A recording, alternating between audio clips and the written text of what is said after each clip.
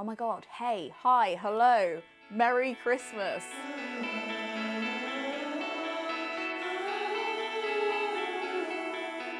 If all goes well, it's Christmas Day right now. Merry Christmas! Usually, two things happen. I'm way too busy in December to pre-record stuff to put on during the holidays, and two, I advocate for not working over the holidays and turning everything off. However, it's very likely that you're not with your families today, so I thought that maybe having a little upload on Christmas Day might lift your spirits, and two, I'm doing fuck all. I do have time to pre-record a Christmas video.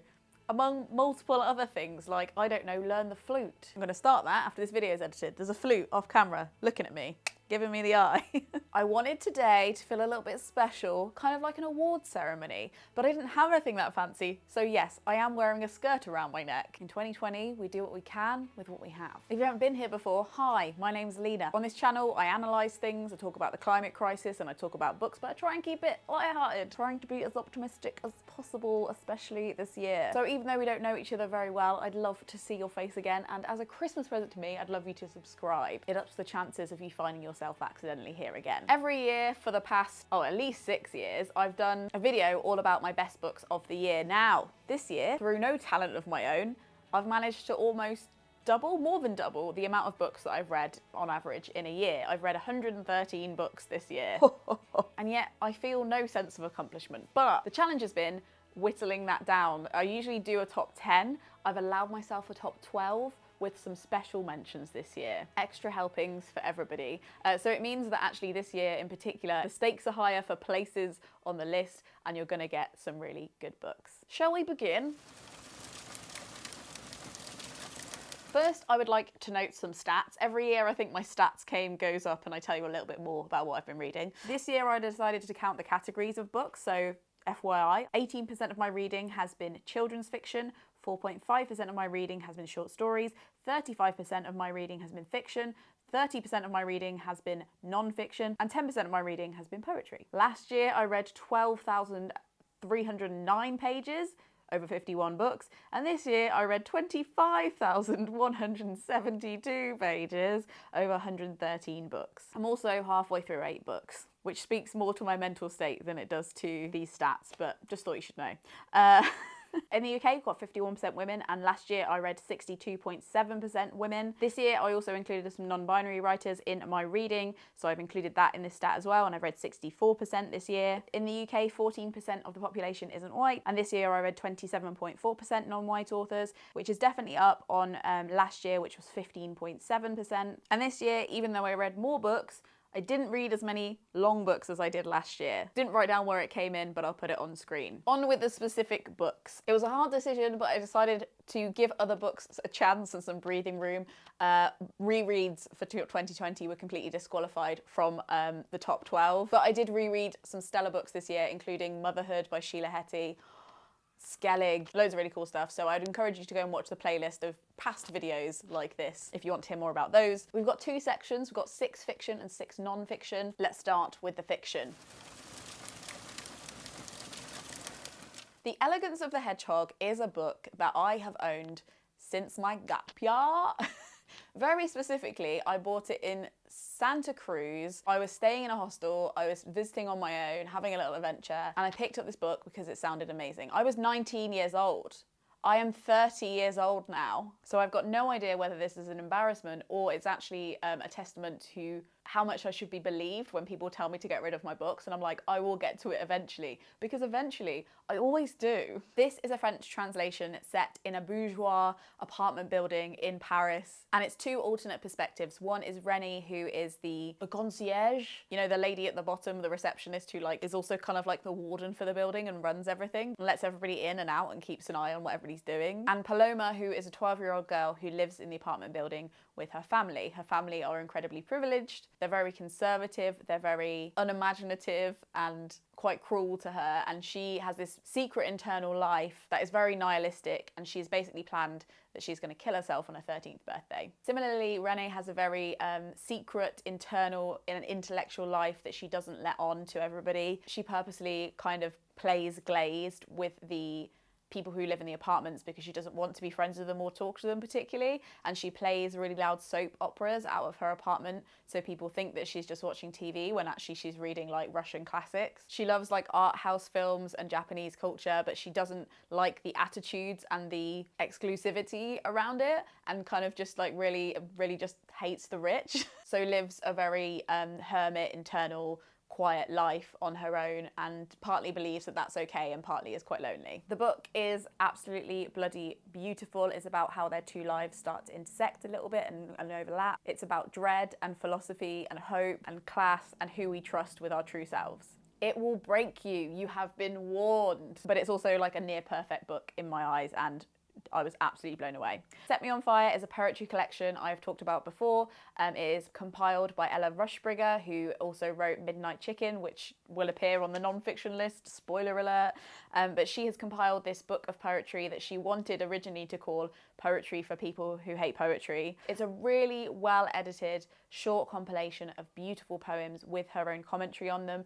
All the commentary is not like that invasive or annoying. It's all like beautifully written and like has a place there. And it's kind of like almost being given a poetry book that's like a file of facts from a friend that knows you really well and has scribbled little post-it notes all over the poems explaining what they mean to her and why she likes them. There's some old classics, but there's loads of new stuff that I'd never seen or heard about before. And she also organises them in this really interesting way. So there might be like a section on food and there's a section on mothers, and then between those two sections, poems about food and mothers, or like poems about the end of the world but also about smell. And like the way she's ordered them is really creative, and I bloody love it. If you're feeling a sense of doom, or you know somebody who's feeling a sense of doom right now, this should be NHS approved. You should be able to pick this up from your chemist in a white bag. The Reader on the 627 is a book, again, that I have owned for 6 years. Again, it's a French translation. It's very specific and very publishing centric, but it's about a man who works in a pulping building. A pulping building, we'll get into this in another video, are these horrible places where publishers send their books to be pulped. It's expensive to keep books in warehouses if publishers overprint. I'm almost crying thinking about it. It's disgusting. If they've printed too many and nobody's buying them, and a couple of years go by and nobody wants the books, or they've printed them like with one page upside down, or they're like slightly imperfect, books get sent to be pulped. They get turned into smush and then either recycled into more paper or kind of, I don't know, dumped in the ground. Most of the time they are recycled into more paper, but it's still like a massive waste of energy. And this isn't just a practice that like occasionally happens. Like every publisher does it all of the time. Everybody, it's very common. And when I started working in publishing and I found out that was the case, it blew my mind. Anyway, our main character loves books and hates to see them destroyed. He has an evil boss who just sees it as business and doesn't see the problem with pulping books. But this man just needs a job, needs to work somewhere, so he works at the pulping factory and it's slowly destroying his soul. Every day he rescues or steals like a few pages from the pulping machine that haven't been pulped, stores them away, and then the next day on the 217 morning train, he reads them aloud. And they're always out of context. It's just one bit of a story or one page from a journal or something that he doesn't understand. He tries to add meaning to the world by reading out these almost lost pages. And among some people, he becomes well known for this. I think that's okay. I think I'm just going to leave you with the premise. It's beautifully written. If you like, and this isn't because it's set in Paris or it's French, but like there's a certain kind of dry, tongue-in-cheek humour to the way Amélie is written, and I would compare it to Amélie in that way, even though I know all the stereotypes that come along with that. But seriously, if you read it, you'll understand what I mean. It's absurdist, it's beautifully written. I can't believe how well written it is. It is, on a writing level, I think it's probably one of the best books I've ever read, and there are so many beautiful parts in it. I'm sure I'll find more excuses to talk about this book in another video because I don't want to waste all your time with it right now, but like, please. If there's one book on this list that you read, it's so short as well. Come on. A Portable Paradise is bloody brilliant. I often kind of feel a guilt that a lot of my favourite poetry collections that I've been reading have been like American. And when I read Robin's poetry, I was absolutely completely bowled away. The title comes from, there's like two parts in the book. I think there's a part where he says that books are a portable paradise for people and you can like carry them around with you and they're a little bit of paradise.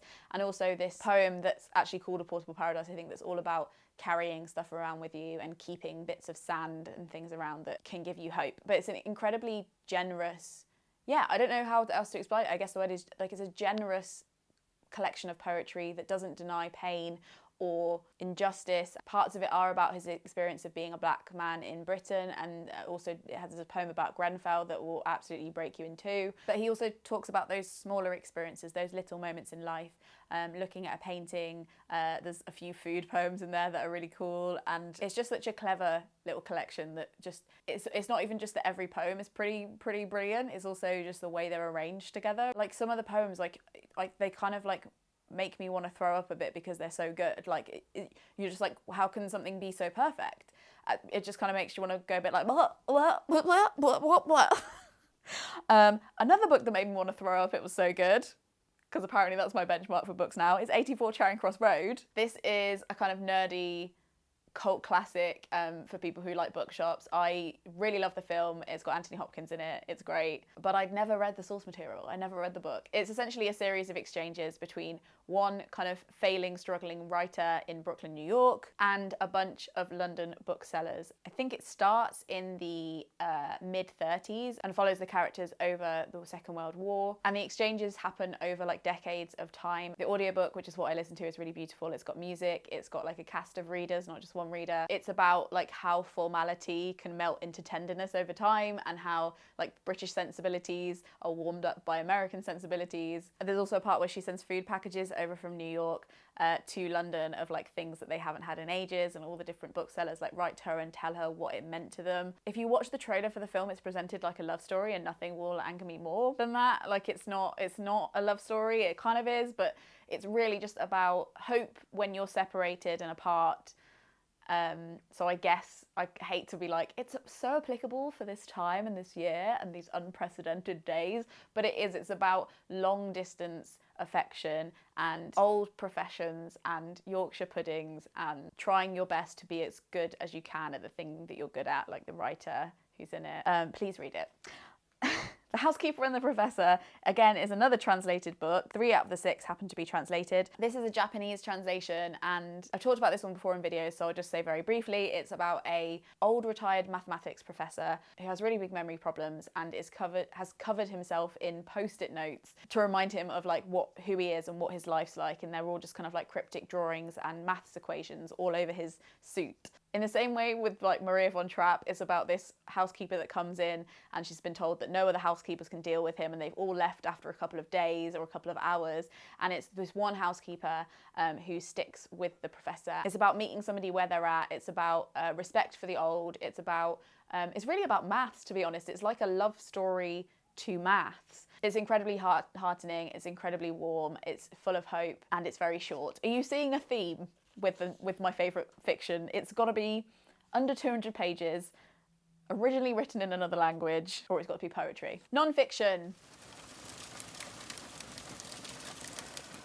We're the Weather. I have chewed your ear off about this all year, so I'm not about to bore you again, but this is a lyrical, poetic, non-fiction book written by a fiction writer, Jonathan Safran Foer, who is himself Jewish, all about the comparisons between the Holocaust and the murder of the Jews, and our general attitude towards a loss of life in the face of the climate crisis. It's incredibly humble because he was known first for a lot of the time his book Eating Animals, which is all about how you shouldn't eat animals. This is a book written 10 years later about how messy life is, and how actually in his darkest moments he has been eating meat occasionally, and how he feels about that, and what that and loads of his other experiences have taught him about why we don't want to talk about the climate crisis and why we find it so incredibly hard to face. I read this book 3 times this year, so it automatically qualified in this section, and it's also an incredible audiobook if you would like to put it in your ears. It's absolutely harrowing and completely hopeful, and that is a very confusing mix, but you will only understand if you read it. I can't decide whether this skirt looks Julie Andrews at an award ceremony elegant, or toddler raid of Y2K incredibly ostentatious parental wardrobe. Midnight Chicken is another one I've talked about a lot, but this is a recipe book that you can just read as a novel because it's so well written. Even the recipes have like a poetry to them. It's written by Ella Rochbrigger, who has a food blog, and she's also the person that compiled Set Me on Fire. It's about her hopelessness for life and how she kind of stepped out in front of a bus on Oxford Street, I think it was, and how she lived. And then she kind of came home and cooked herself some chicken at midnight. And the whole recipe book kind of sprawls out from there, all about looking after yourself with food and comforting yourself in moments of despair, and how to learn to live again. And it's honestly astonishing and should be up for literary awards, not just like food recipe awards, because it's absolutely incredible and essential reading, which I never thought I'd say about a cookery book, because I don't cook. Stop Reading the News by Rolf Dobrelli. This is, again, a translated book. The author is Swiss and he hasn't read the news in over a decade. I went into this a little bit skeptical, but it was actually incredibly helpful. It's only like 160 pages and it covers like all of the various different problems with the news, how it favours the new over the relevant, what negativity bias is and why it's so damaging. It creates a culture where you're forced to form opinions on things you're just not an expert in. It doesn't proportionally tell you what needs your attention. It doesn't show you the most urgent or most prevalent disasters. It shows you the most visually stimulating ones, the freshest, the ones that are most cinematic. One of his examples is that 50 people died in the EU. I haven't written down what year this is, but I'm pretty sure this was like a couple of years ago. In this year that he's talking about, 50 people died in the EU from terror attacks and 60,000 people died from suicide. So he's talking about how we structure politics about a fear of a thing that isn't really proportionately a very big fear. But imagine if our focus was more drawn towards the 60,000 suicides, and then we started to question that maybe the way we've set up society isn't designed for human happiness. That was a lot.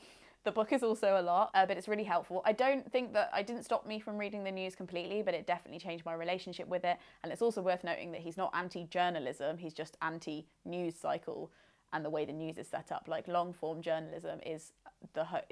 Two books that are totally related to this, Factfullness. It kind of has Hans Rosling as the centerpiece and the kind of like stated author of the book, but he's very adamant that 3 people wrote this book. It was him, his son, and his son's wife. He sadly died, I think, just before the book came out, so he wasn't able to tour it or promote it, and I fear that that might be some of the reason why people haven't heard about it, because this book should be way as big as Sapiens, if not bigger. The basic concept is that facts will set us free and truth is therapy. It's about all the different ways that we skew figures and facts and statistics to make the world seem worse than it is. And I'm not saying the world isn't bad for some people, but in almost every area of the world, he goes through all of the stats in context and shows you that actually the world in almost all ways is systemically getting better, which isn't to erase all the shit that is still here and should very much not be present. But he talks about how the impact of skewing those stats and making us feel like the world is getting worse when it's not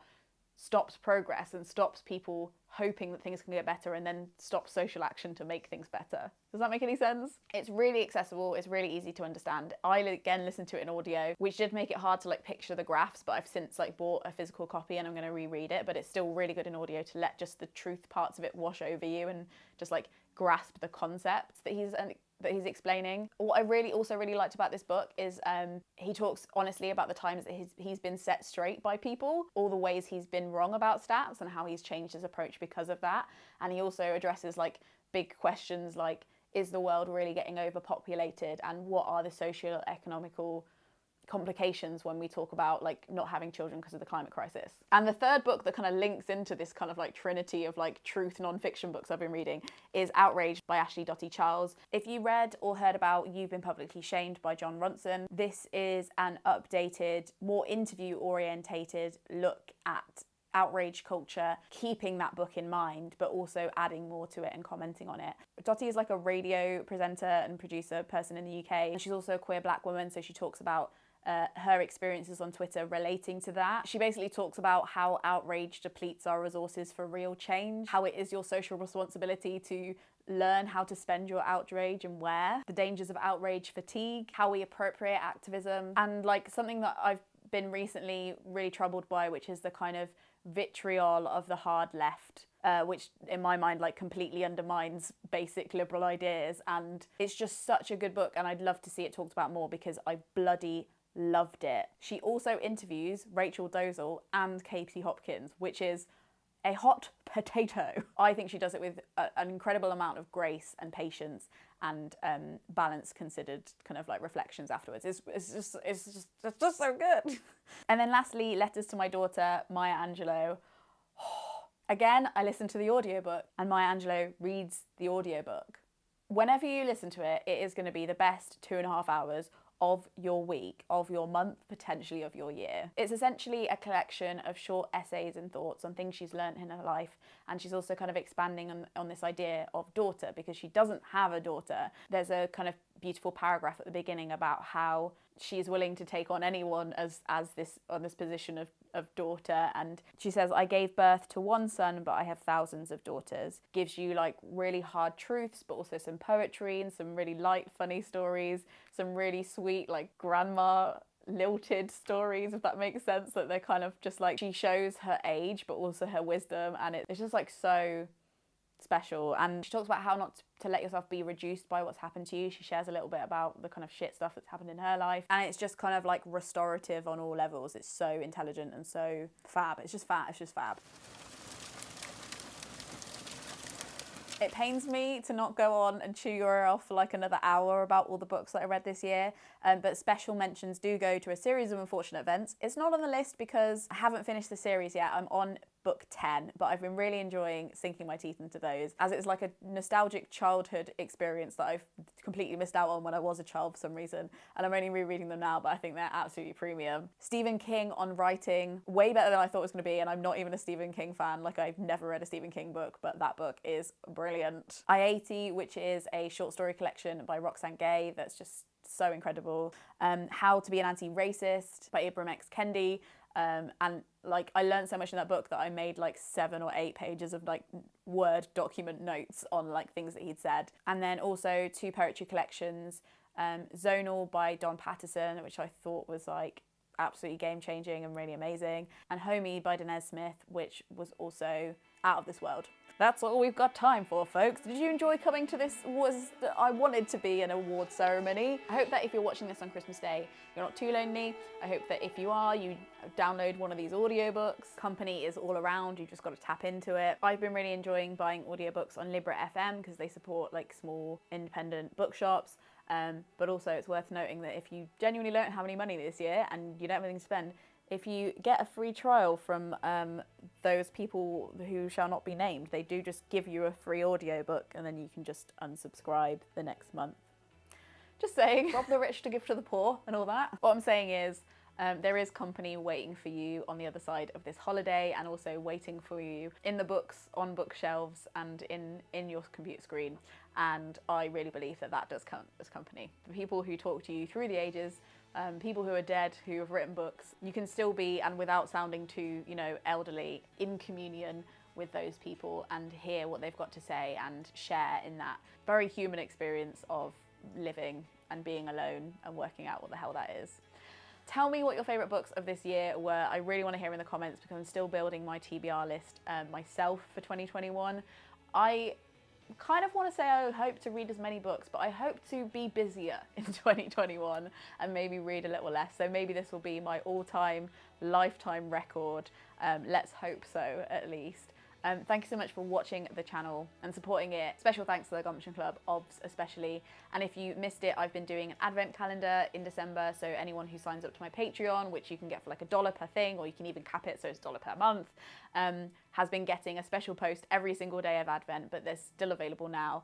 And the last one that I dropped yesterday was a full-length play that I have written. So if you're bored and alone, I wrote a play called The Doom Party, and I've put it out there for Patreons to download and read themselves. So if you feel like reading a play to yourself alone in your bedroom today, go for it. More bookish videos here. YouTube thinks you'll like this video, and until next time, frog snog out.